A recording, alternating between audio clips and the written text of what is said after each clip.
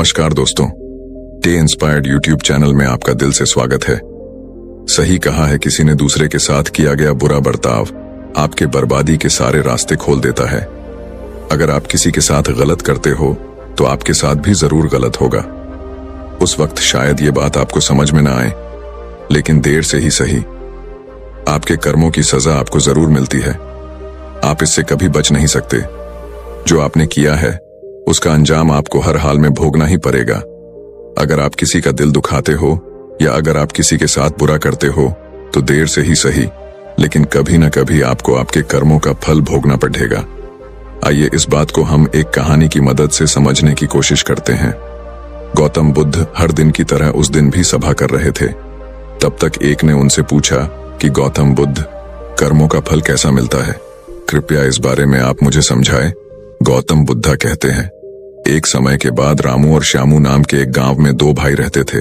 श्यामू अक्सर रामू को देखकर जलता था, क्योंकि रामू स्वभाव से बहुत अच्छा था, लेकिन श्यामू का स्वभाव ऐसा नहीं था। उसके दिल में दूसरों के लिए कोई दया नहीं था। वो हमेशा दूसरों का अनादर करता और उन्हें नुकसान पहुंचाता रहता था। धीरे धीरे काफी वक्त गुजर गया। रामू श्यामू के माता पिता अब इस दुनिया में नहीं रहे।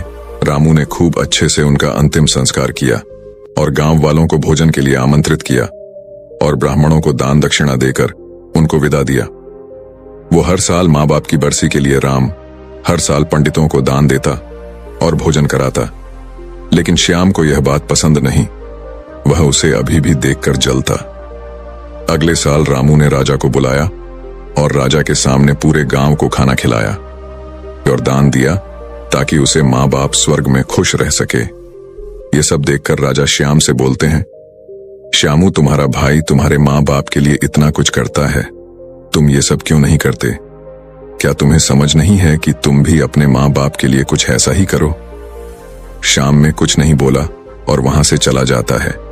वो इस बात को लेकर गुस्सा होता है कि आज रामू की वजह से उसकी राजा ने बेइज्जती कर दी। वो अपने अपमान का बदला लेने के बारे में सोचता है और अगले दिन एक ढोंग करना शुरू करता है। नगर के सामने जोर जोर से चीखने लगता है, मेरे माँ बाप मेरे सपने में आए थे, वो स्वर्ग में खुश नहीं हैं। वो चाहते हैं कि कोई उन्हें वहां जाके खाना बना के खिलाए, वो तभी खुश रहेंगे। उन्होंने मुझे सपने में कहा था, जो रामू को मेरे पास भेज दो, वो उनकी बहुत सेवा करता है, वो इसके साथ बहुत खुश रहेंगे। राजा कहते हैं, ये तो अच्छी बात है, लेकिन इसके लिए तो रामू को मरना पड़ेगा। रामू को सब समझ आता है, ये सब कहीं ना कहीं उसको फंसाने की चाल है, लेकिन वो कहता है, चलो इसी बहाने मैं जरूर सेवा करके दिखाऊंगा। रामू मरने को तैयार हो जाता है। वो राजा से कहता है, राजा, आप अगले दिन नदी किनारे एक नाव का बंदोबस्त कराए।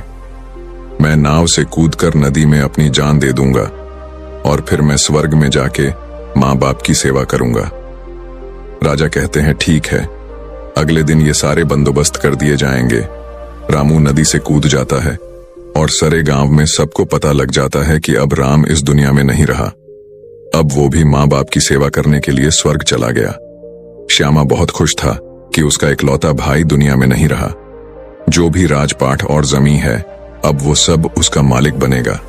धीरे धीरे काफी दिन गुजर चले। एक दिन अचानक से राजा के दरबार के बाहर रामू बैठा होता है और जोर जोर से रो रहा होता है।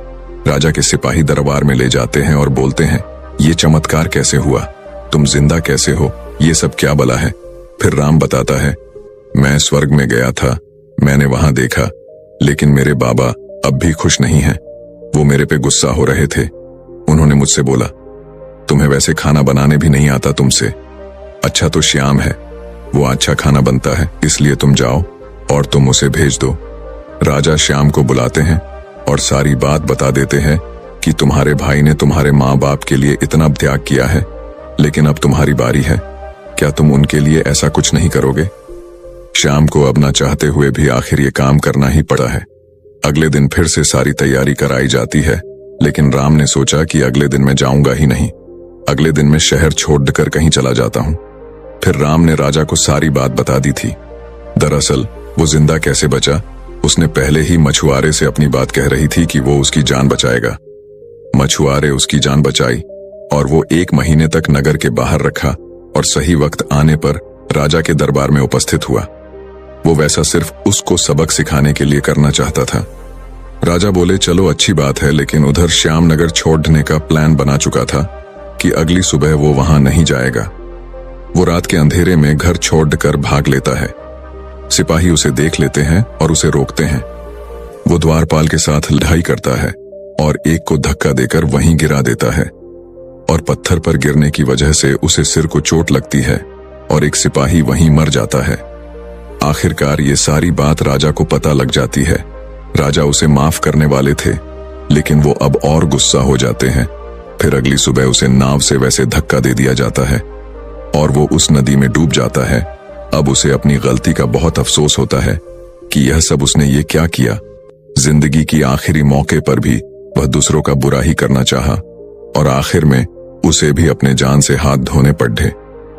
तब गौतम बुद्ध समझाते हैं, कर्मों का फल ऐसा ही होता है। बुरे इंसान को आखिरी वक्त तक सही और गलत की पहचान नहीं होता। जिंदगी ऐसी ही नहीं चलती, जिंदगी समझने की चीज है। उसने महात्मा से पूछा, कर्म कैसे बनते हैं? फिर महात्मा ने बोला, अच्छे कर्म के बनने से पहले हमें इस पर ध्यान देने की जरूरत है कि आखिर अच्छे कर्मों बनने का सबसे पहला पड़ाव क्या है। मनुष्य के द्वारा किए जाने वाले सभी कर्म उसके विचारों से निर्मित होते हैं। हमारी सकारात्मक या नकारात्मक सोच विचारों को जन्म देती है और वही विचार कर्म बनते हैं। इस तरह सोच सकारात्मक होने पर ही अच्छे कर्मों का निर्धारण हो सकता है। उसने फिर महात्मा से पूछा, पाप का फल कब मिलता है? फिर महात्मा ने बोला, पाप का फल किए गए कर्म पर निर्भर करता है। यदि आपके द्वारा किए गए कार्य बुरे हैं और वो अच्छे कर्मों की तुलना में अधिक है, तो इसका फल आपको अगले जन्म में भोगना पड़ेगा। यदि बुरे कर्म कम है तो इसका भुगतान आपको इसी जन्म में करना होगा। इस प्रकार यह चक्र चलता रहता है। जब तुम जिंदगी को समझते हो तब तुम खुद को समझ पाते हो। तुम तभी देखोगे कि इस दुनिया में जितने भी जीव जंतु, पेड़ पौधे हैं, सब तुमसे जुड़े हैं। उनकी रक्षा करना, उनके बारे में अच्छा सोचना और उनका भला करना भी तुम्हारी जिम्मेदारी है। जब तुम दूसरों के लिए अच्छा करते हो तो बदले में तुम्हारे लिए भी अच्छा होता है। लेकिन जब तुम किसी दूसरे का बुरा करते हो और तुम्हें लगता है कि तुम्हारे साथ बुरा नहीं होगा, और हो सकता है कि शायद उस वक्त तुम्हारे साथ बुरा ना भी हो, लेकिन ऐसा कुछ नहीं, कभी ना कभी तुमको उसका हर्जाना भुगतना ही पड़ता है। इसीलिए तुम्हें यहाँ पे किसी का बुरा करने का कोई हक नहीं है। तुम्हें यहाँ पे किसी के साथ गलत व्यवहार करने का कोई हक नहीं है, क्योंकि कर्मों का फल कभी ना कभी मिलता ही है। बाकी अगर ये कहानी आपको अच्छी लगी हो तो इस वीडियो को लाइक करें और ऐसी और कहानी सुनने के लिए डे इंस्पायर्ड यूट्यूब चैनल को सब्सक्राइब करें। तब तक मिलते हैं हम आपसे ऐसी ही एक और प्रेरणादायक कहानी के साथ अगले दिन। धन्यवाद।